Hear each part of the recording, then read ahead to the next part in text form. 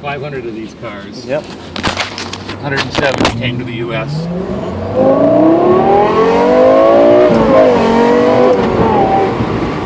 Oh my goodness. And unbelievable. so it's a V10 engine, 560 horsepower, normally aspirated. And I think the most special thing about the car, other than the fact that there's only 500 of them, is that they didn't use any off-the-shelf parts. Right. They didn't take like the LS engine, put a supercharger on it to get 600 horsepower, which would have been easy. Right. They built a 10-cylinder, 9,000 RPM. From scratch. From scratch, right. Cost a lot of money to do that. Yeah, but the end result is you got a race car motor in a highway car. The transmission is a 8-speed? It's a 6-speed. It's a 6-speed. And it's a manual transmission, just like a pickup truck would have. Wow. With a regular clutch, but there's no pedal. Right. So everything I would normally do with my foot is done hydraulically. So when I tell this thing to go in first gear, it's release the clutch, shift the transmission into first gear, and it's holding the clutch down, even though I'm doing nothing. Now, if I want to inch forward, you have to actually step on the gas to do so. On the gas, but it's not like a torque converter where the engine is making the torque converter transmit power. The computer is releasing the clutch pedal, which is not there. Gotcha. So it has to know the difference between I want to creep and I want to go. And you want to because when you hit the throttle hard, obviously it releases right away.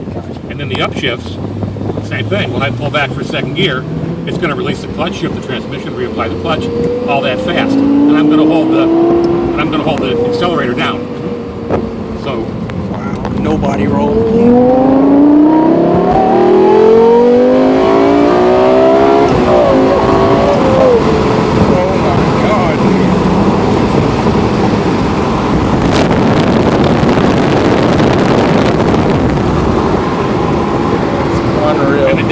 the same way. Typically on a manual transmission, if you downshift, you would have to bring the engine speed up to match the gearbox speed to the rear wheel speed. The computer does that for you.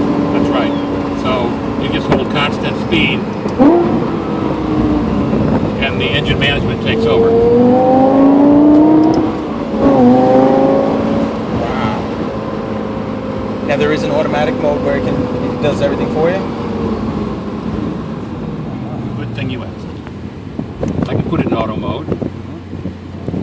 First thing that happens is I start to accelerate. You'll feel the upshift. There it is. That's 1-2. That was 4.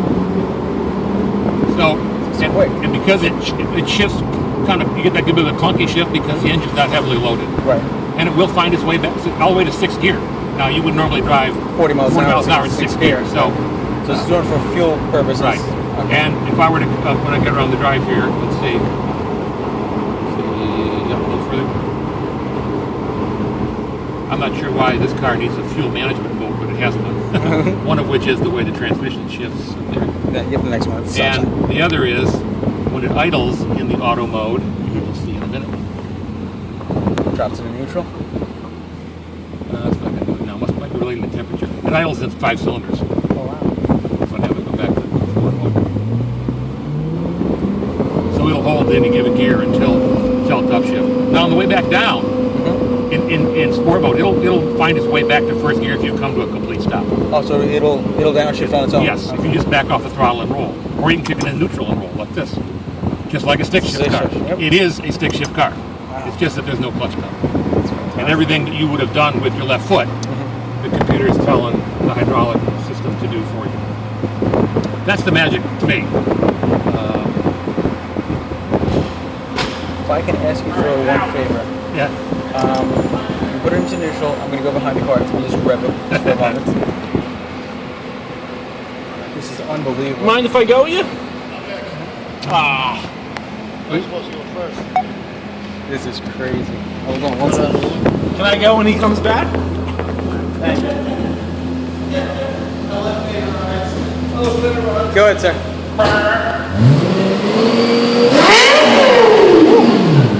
Nice. Is that what you wanted to hear? That's what I wanted to hear. Thank you very much, sir. Hey, Daddy. How are you? Yeah, I've never seen this thing.